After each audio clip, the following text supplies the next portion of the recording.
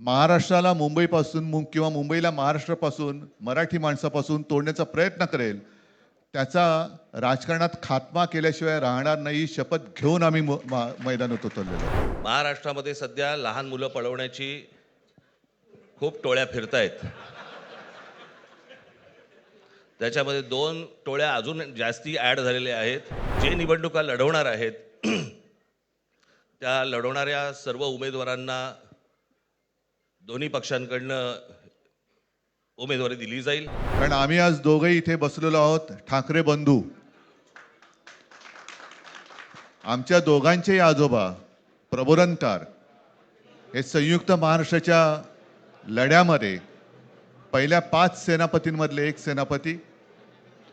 त्यांच्यासोबत माझे वडील म्हणजे शिवसेना प्रमुख हिंदू हृदय सम्राट बाळासाहेब ठाकरे, राजचे वडील म्हणजे माझे काका श्रीकांतजी ठाकरे, म्हणजे अख्खं ठाकरे घराणं त्यावेळेला मुंबईसाठी संघर्ष करत होता.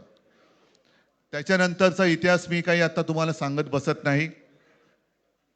पण मुंबई महाराष्ट्राने मिळवल्यानंतर मुंबईमध्येच मराठी माणसाच्या उरावरती उपरे नाचायला लागले आणि त्यावेळेला न्याय हक्कासाठी शिवसेना प्रमुखांना शिवसेनेला जन्म द्यावा लागला. साधारणतः 60-65 वर्ष आता होतील. पुढच्या वर्षी शिवसेनेला 60 वर्ष होतील. इतकी वर्ष व्यवस्थित गेली आणि आज परत आपण पाहतो आहोत की मुंबईचे लचके, मुंबईच्या चिंधड्या उडवायच्या हे मनसुबे त्यावेळेला ज्यांना मुंबई पाहिजे होती त्यांचेच प्रतिनिधी जे वरती 2 जण, वरती म्हणजे इकडे नाही दिल्लीत बसलेले आहेत, त्यांचे मनसुबे आहेत. आणि आत्ता जर का आपण भांडत राहिलो तर मग तो जो काय संघर्ष, ते जे काय हुतात्मा स्मारक आहे त्याचा मोठा अपमान होईल. आज आम्ही आमचं कर्तव्य म्हणून एकत्र आलेलो आहोत आणि मी मागेच म्हटलं एकत्र आलो आहोत ते एकत्र राहण्यासाठी.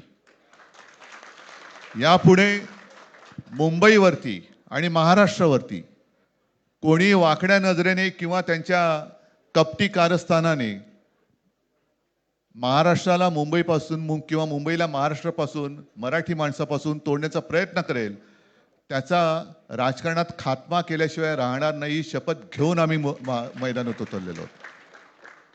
उत्साह अमाप आहे. मी तुमच्या सर्वांच्या माध्यमातून, मला कल्पना आहे की आज केवळ महाराष्ट्रच नाही तर अख्खा देश बघतोय.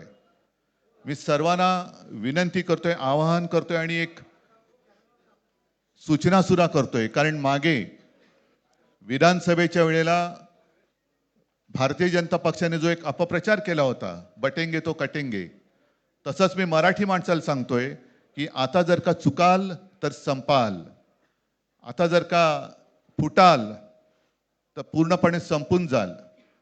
म्हणून परत एकदा तुटू नका, फुटू नका आणि मराठीचा वसा टाकू नका, हाच एक संदेश मी आमच्या आज दोघांच्या युतीच्या निमित्ताने संपूर्ण महाराष्ट्राला देतो आहे.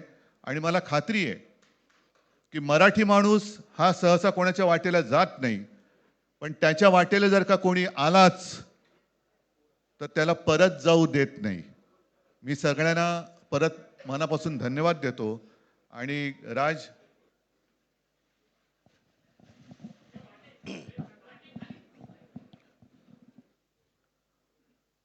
आपणा सर्वांचं मी मनपूर्वक स्वागत करतो.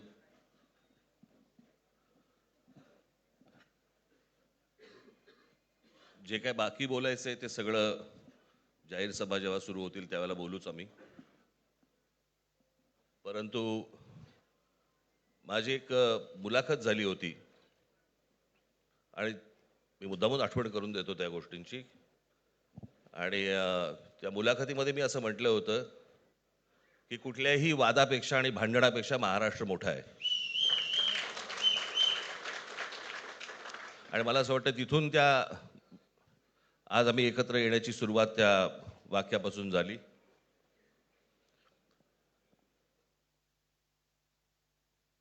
कोण किती जागा लढवणार, आकडा काय, हा नाही सांगणार तुम्हाला.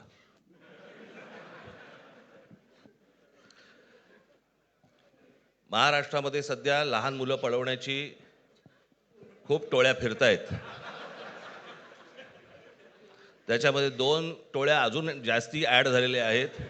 ते राजकीय पक्षांमधली मुलं पळवतात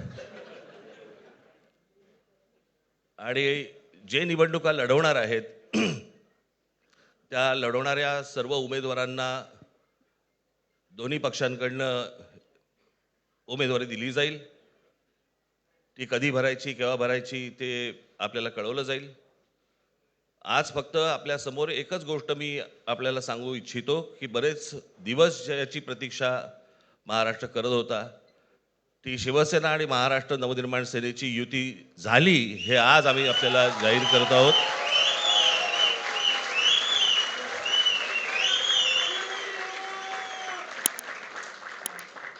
धन्यवाद.